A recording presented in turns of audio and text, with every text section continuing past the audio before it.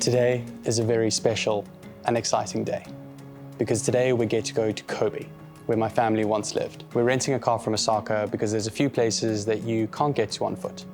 Also, did you know that in Japan you can get hot drinks in vending machines? It's crazy.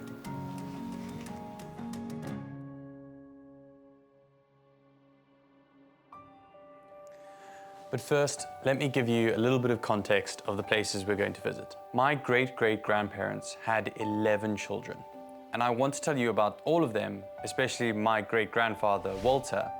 But for this video, I'm going to focus on the fourth eldest child, Ernest.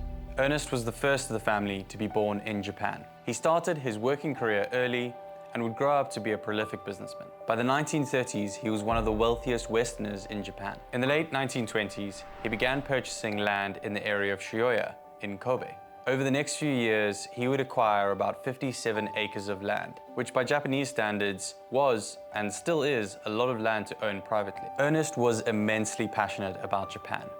He believed its economy would grow exponentially, which would ultimately attract more Westerners. So he decided to develop the Shibuya area into an estate for foreigners. The amazing part is that the area is still there today and is known as James Yama, which means James Hill or Mount James. So we jumped in the car and drove across the many bridges from Osaka to Kobe. The first place that he built and the first stop on our visit was his own residence, James Tay. You arrive through this beautiful entrance that immediately tells you that this place is special. But nothing could prepare me for walking around the corner and seeing the front of the house.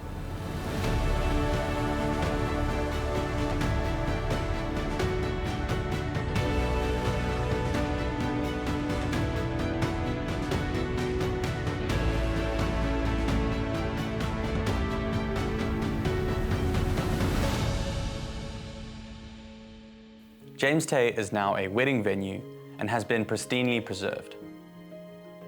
The interior still contains a lot of the original furniture, with photos on the walls of how the house used to look. It's amazing how little it's changed.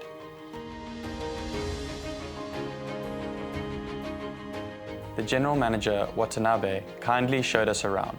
We headed upstairs to see the bedrooms, starting with Ernest.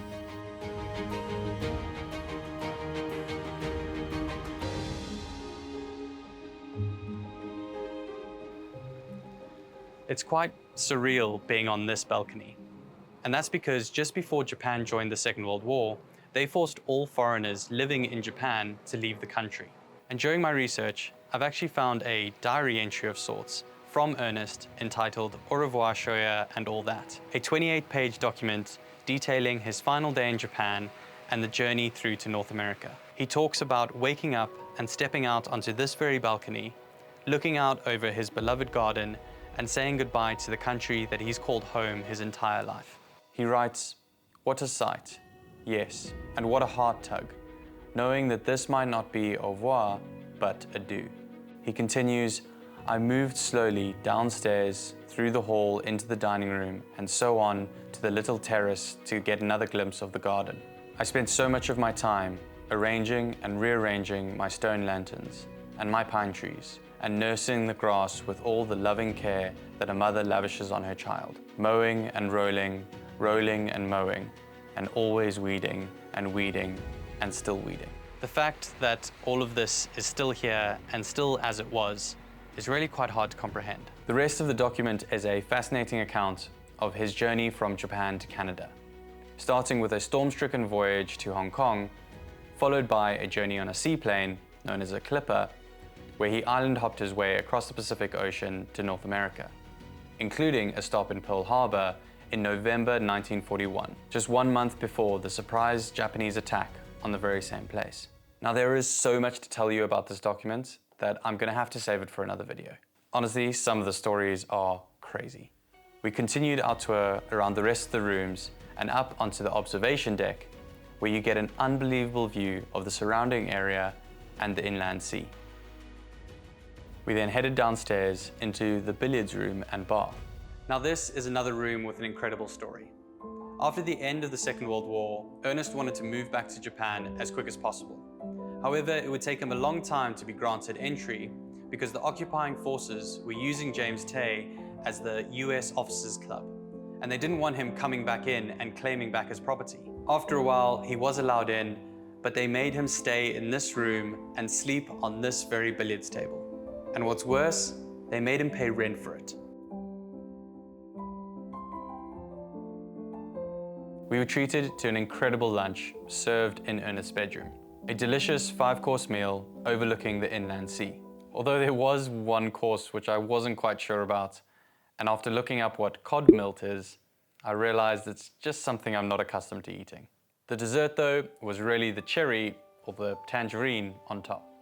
Ernest built 55 houses on the estate, all in a Western style. Now, although those exact houses don't stand today, a lot of the houses that have been built in their place still have some Western elements. Ernest also built the Shioya Country Club, a community area for the residents of James Yama. The club is still there today, although it was rebuilt after a devastating fire in 1960. It still has the same facilities as the original club, including tennis courts, a large swimming pool, a gym, an events hall, a restaurant, and a bar. The staff were incredibly welcoming and even helped with sourcing photographs, documents, and books to aid me in my research.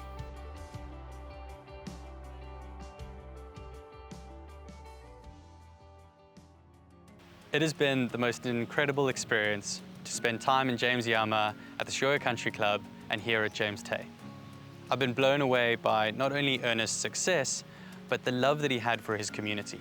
He did so much for it, and not just with bricks and mortar, but by putting on shows, classes, and parties, all for everyone to enjoy. This is a quote from Madame Bickart, who lived on the estate at the time.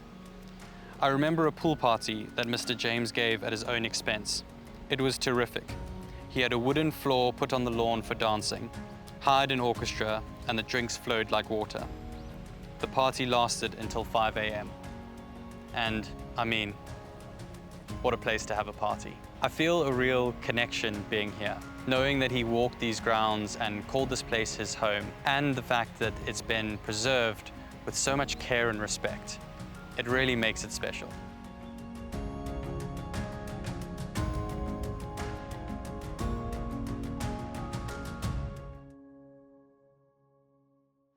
As James Tay and the rest of the estate was only built in the 1930s, this is a lot later than where I'm beginning the series back in 1883. So for all of this, you're going to have to wait until about season 3.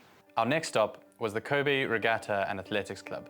Many of the James children were hugely passionate about their sport, getting involved in a number of different activities at the club, even to the point that 2 of the sons, Captain David James and Fred James, would go on to both be presidents of the club. Sadly, the original location of the club was destroyed in the 1995 Great Hanshin earthquake and was rebuilt in a different location. Many of the old documents were lost, and the photos that they do have don't include the family. However, seeing what Westerners looked like and what they wore in Kobe back then has been really helpful. I've also already written a scene that involves the James brothers battling it out in a 100-yard dash at the club. So seeing photographs like this will help me improve this scene even more.